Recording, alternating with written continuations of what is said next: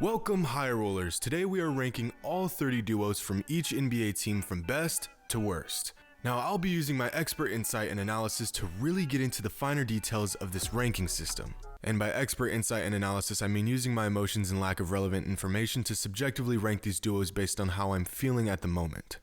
So with that being said, let's jump right into it. First up, we have the Nuggets with Jamal Murray and Nikola Jokic. If you told me a year ago that Jamal Murray and Nikola Jokic would be a top 5 duo in the NBA by 2021, I would have probably laughed at you because you're a Nuggets fan, but also because I would have never expected these guys to make such a monumental leap in just one season. Jokic is the best center in the NBA. Sorry Sixers fans, the truth hurts. And Jamal Murray just took the leap in last season's playoffs, proving that he is the perfect wingman for the Joker. These guys are the real deal, and for that, we'll put them in the great tier. Next, we have the Celtics with Jason Tatum and Jaylen Brown. Jason Tatum is a superstar, his potential is virtually endless at the moment, and Jaylen Brown has completely blossomed into this borderline star, but his progression has been super sneaky since he's been in Jason Tatum's shadow. A super sneaky star and a legit superstar. They belong in the great tier. Next, we have the Bulls with Zach LaVine and Lauri Markkanen. Young, dynamic, injury prone. Zach LaVine really showed his star potential last season. He's unquestionably the leader of this Bulls team. And although Markkanen is a solid player after taking steps back last season, I think it's fair to put them in the at least you tried tier. Not a big fan of this duo right now, but I am a big fan of today's sponsor, Wondershare Filmora 10. One of the most frequent questions I get comes from aspiring YouTubers looking for a way to get their channel going, but just don't know where to start. My answer? Filmora 10. The new free-to-use and easy-to-use video editor. Filmora 10 offers some awesome features like keyframing, color matching, audio ducking, and my personal favorite, motion tracking. Check this out. LeBron's cruising down the highway, but that's no fun. So with a few easy clicks, wait, that's not LeBron, it's LeVar Ball, on his way to chew out the Hornets front office. Over the years, I've transitioned from one video editor to the next, and I really wish I would have had Filmora 10 sooner. It makes editing videos faster and easier. And with their extensive film stock library, your creative freedom is endless. Use the link in the description below to start your free trial of Filmora 10 today and leave a comment of your experience because we will be giving away a 1-year free license for Filmora 10 to one lucky viewer. Now, back to the video. Next, we have Kevin Durant and Kyrie Irving with the Nets. Now this is an interesting duo. On paper, some may argue that they are the best duo in the NBA. There's no question that they are the most skilled duo in the NBA, but we have yet to see if their individual dominance can translate to a cohesive 1-2 punch. So I'm a bit indifferent about them at the moment. Why do I get this feeling that the Nets will either make the finals or they'll implode halfway through the season and decay into a toxic mess? Like literally no in between. Those are the only two possible outcomes. I know we haven't seen them play together yet, but anything less than great would be tragic. Next, we have the Hawks with Trae Young and John Collins. So with the Hawks, you could easily pair Gallinari with Trae as their best duo, but since they haven't actually played with each other yet, I chose John Collins. I think this duo is really going to surprise some people this year. Last season, they only played about half the season together, so of course their record doesn't actually reflect their ability to play together, but both of these dudes are young and have a game suited for where the league is heading. So for now, they're average. Next, we have the Hornets with Devontae Graham and Gordon Hayward. I was tempted to put LaMelo as one of the players in Charlotte's duo, but in an effort to not be unbelievably disrespectful, I'm gonna hold off on that. Both Devontae Graham and Terry Rozier were the only silver lining in an underwhelming Hornets team last season, but now that we'll hopefully see a healthy Gordon Hayward with the team, I don't think it's a stretch to say that he'll step in as one of the best players on the team. Oddly enough, even this is probably the best duo Charlotte's had in years, and somehow it still falls short of average. That sounds really messed up. I mean no harm, it's just my take on the situation. They've got a case of the at least you tried.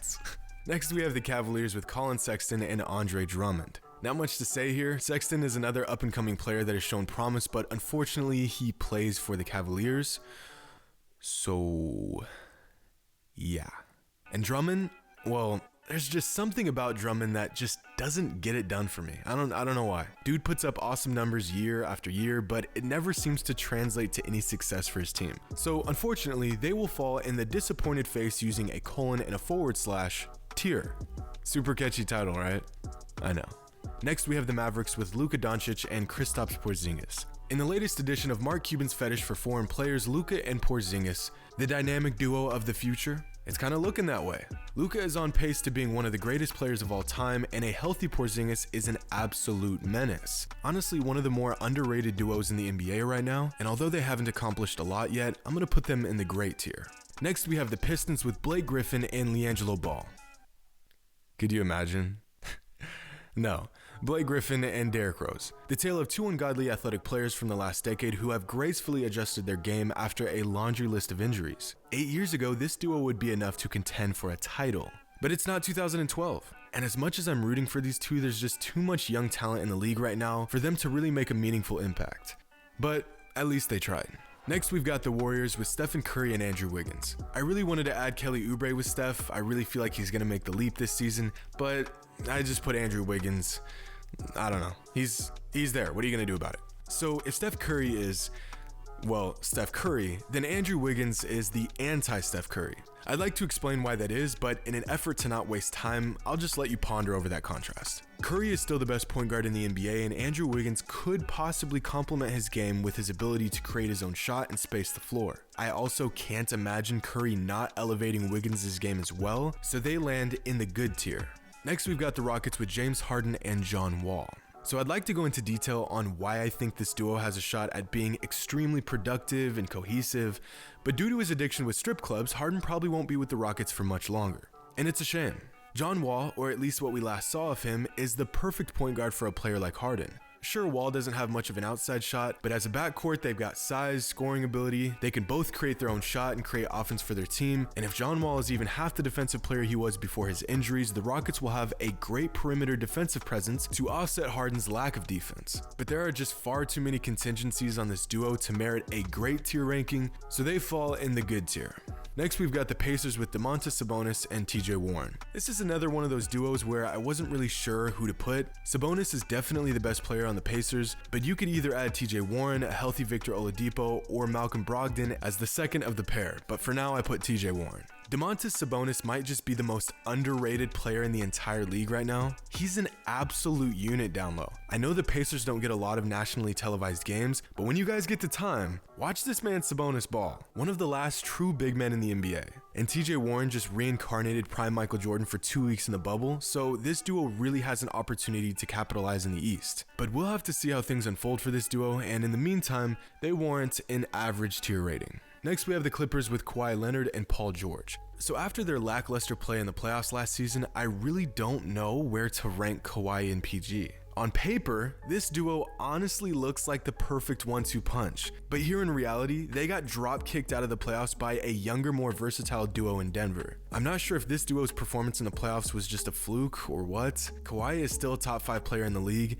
and Paul George is, well, at this point, I don't really know. For now, I want to put them in the good tier, but I mean, come on, they're still great. Next, we have the Lakers with LeBron James and Anthony Davis. Not much to say here. Going into last season, they were headlined as the best duo in the NBA, and both AD and LeBron backed up the hype by delivering a championship in their first season together. Expect more of their dominance this season. They're absolutely goated.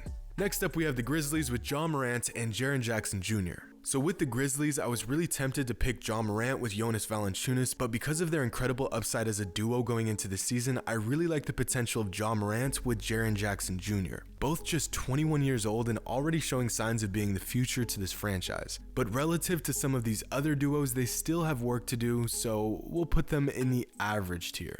Next up, Jimmy Butler and Bam Adebayo with the Heat. After a finals appearance last season, Jimmy Butler and Bam Adebayo both proved their star status and earned a title as one of the league's premier duos. Jimmy and Bam are pretty much what we thought Kawhi and PG would be. They check off every box and are honestly a great example of players whose numbers don't reflect their true value. I really want to put them in the GOATed tier, but considering they're the watered down version of LeBron and AD, they will go in the great tier.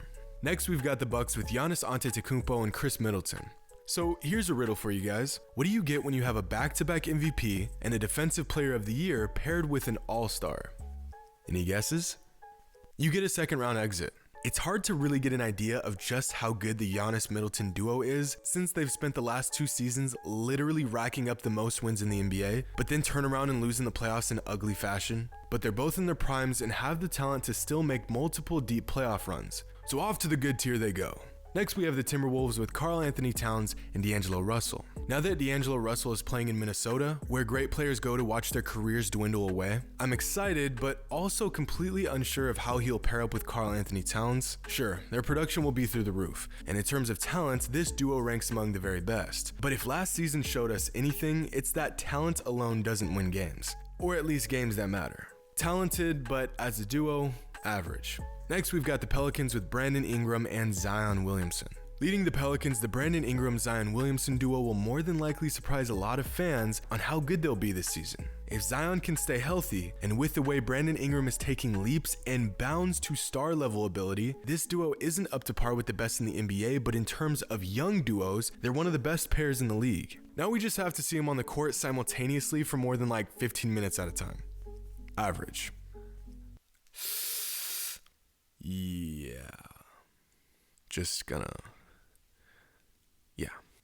Next, we've got the Thunder with Shai Gilgeous-Alexander and Al Horford. So due to Sam Presti trading anything and everything the Thunder had going for them in exchange for 32,000 draft picks, I honestly don't even know who the duo in OKC is. Obviously Shai, who will probably end up snagging most improved player next season since he'll have to carry this team if they want to find any success, but I guess you could say SGA and Al Horford is their best duo, in which case this duo is underwhelming. And let's all just pray that those picks materialize into actual players that will lead this franchise into the next chapter.